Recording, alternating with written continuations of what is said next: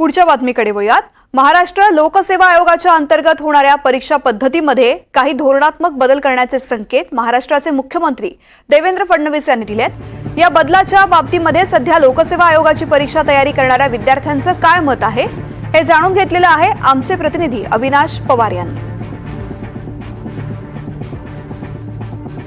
देवेंद्र फडणवीस यांनी एकूणच एमपीएससीचं पूर्ण स्ट्रक्चर आणि त्या संदर्भातलं जे काही ध्येय धोरण आहे ती स्पष्ट केली आणि त्याच्यामध्ये महत्त्वाचा मुद्दा म्हणजे मराठी भाषेतून देखील याची परीक्षा होणार आणि त्यासोबतच यूपीएससीच्या धर्तीवर या वेळापत्रकात बदल होईल असं जाहीर केलेलं आहे। तर यासाठी जे काही बदल होतील त्याचा परिणाम हा एमपीएससीचे विद्यार्थी असतील किंवा एकूणच या सगळ्या सिस्टमवर कसा होणार आहे हे बोलण्यासाठी मी पोहोचलो आहे, ते म्हणजे एमपीएससीच्या विद्यार्थ्यांकडे। तुम्ही मला सांगाल की हा जो बदल झालेला आहे किंवा बदल करण्याची घोषणा केलेली आहे त्याचा एकूणच परिणाम आपल्यावर कसा होताना दिसेल?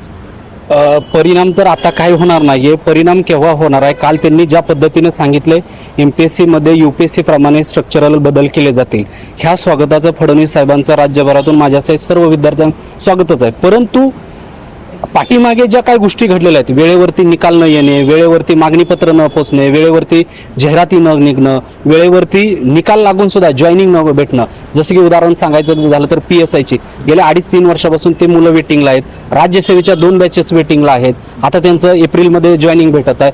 किंवा अनेक केसेस जसं की क्लर्कचं एक मोठी भरती झाली यावेळेस 7,000 पदांची, तर ती आता भरती प्रक्रिया होऊन जवळपास 2-3 वर्ष झालं। तर हे जे काही पेंडिंगला बदल पडत आहेत तर ह्या बदलांमध्ये हे बदल झाले पाहिजेत आणि पटकन येणाऱ्या काळामध्ये जसं की एमपीएससी मध्ये फडणवीस साहेबांनी सांगितले की 2026 म्हणजे पाठीमागचा GR आहे, तर सर्व सरळ सेवा परीक्षा ह्या एमपीएससी मध्ये गेल्या जाणार आहे।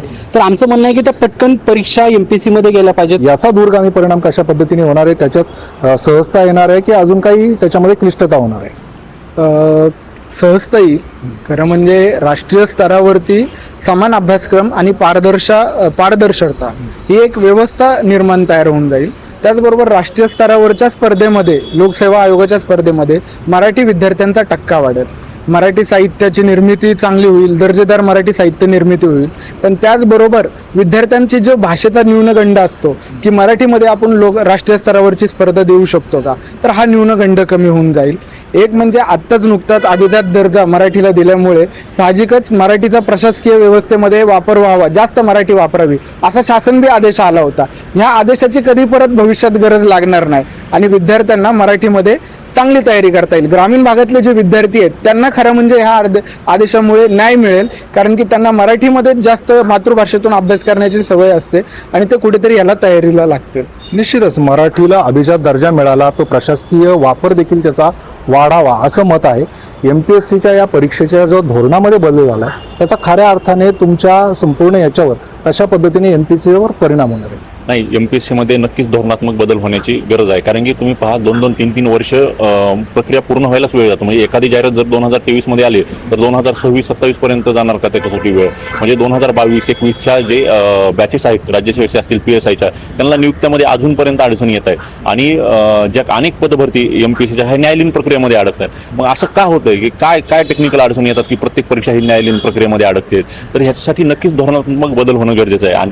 आणि काल फडणवीस साहेब म्हणले की त्यांच्या ज्या सचिव आहेत सामान्य प्रशासन विभागाच्या त्यांना सांगून आम्ही इतर राज्याच्या लोकसेवा आयोगाचा आणि यूपीएससीच्या आयोगाचा अभ्यास करू व त्यानुसार बदल करू की ज्यामुळे 1 वर्षामध्ये यूपीएससी प्रमाणे सर्व नोकर भरती प्रक्रिया पार पडेल। कारण काय होते, एक महिन्यासाठी विद्यार्थ्याला अभ्यास करण्यासाठी 5,000 ते 10,000 रुपयेपर्यंत खर्च येतो। ग्रामीण भागात 5-6 रुपये, पुण्यात 10-12 रुपये। मग हे जर 2-3 वर्ष ही प्रक्रिया लांबत असेल तर मग विद्यार्थ्यांसोबत आर्थिक अडचणी निर्माण होतात, मुलींचे लग्नांचे प्रश्न असतात। निश्चितच कुठेतरी न्यायाची अपेक्षा ठेवून प्रत्येक जण शासनाकडे सरकार दरबारी पाहत असतो आणि एमपीएससीच्या बाबतीत जर आपण विचार केला तर या पुणे शहरामध्ये अनेक जण ही स्वप्न घेऊन या शहरात येतात, एमपीएससीची परीक्षा देण्याकरता रात्रंदिवस एक करतात। यासाठी त्यांचे पालक देखील त्यांना सपोर्ट करत असतात।